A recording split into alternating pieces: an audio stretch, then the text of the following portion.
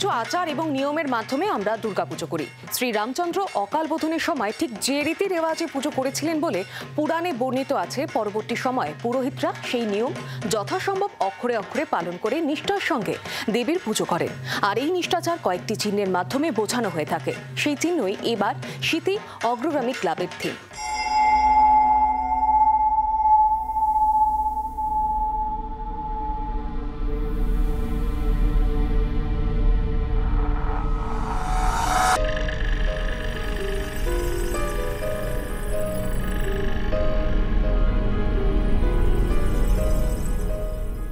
কোনো নির্দিষ্ট বস্তু, সময় এবং মানুষ তিনটিকেই আলাদা করে চেনায় যে সংকেত, তার নাম চিহ্ন। রামায়ণ মহাভারতের সময় থেকে চিহ্ন কিন্তু প্রবহমান।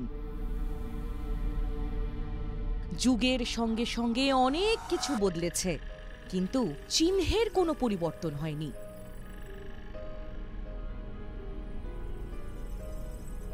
৭৫তম বর্ষে সেই চিহ্নকেই থিম করেছে সিথি অগ্রগামী ক্লাব।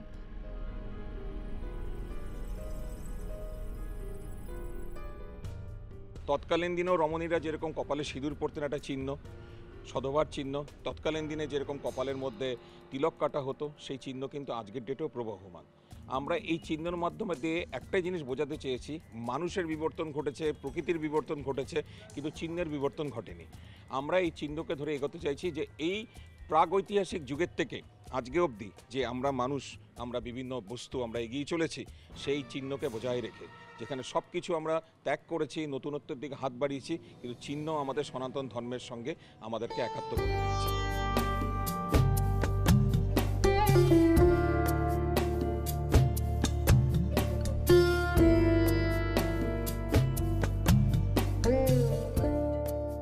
প্রতিটি উপাসনার চিহ্নকে অপূর্ব শৈল্পিকভাবে উপস্থাপনা করেছেন শিল্পী।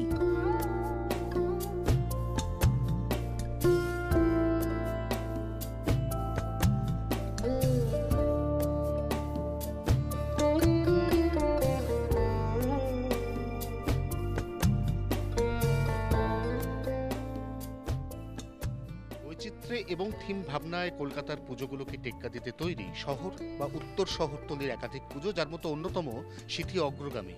সিথি অগ্রগামী এবার ৭৫তম বর্ষে চিহ্নকে এমনভাবে মায়ের পুজোর মণ্ডপে ব্যবহার করেছে যা একই সঙ্গে নান্দনিক, একই সঙ্গে সৌন্দর্যের পরিচায়ক এবং অবশ্যই গভীর অর্থবোধক। জি ২৪ ঘন্টার জন্য ক্যামেরায় জয়ন্তর সঙ্গে অয়ন, কলকাতা। বাংলার আওয়াজ, বাঙালির আবেগ, জি ২৪ ঘন্টা।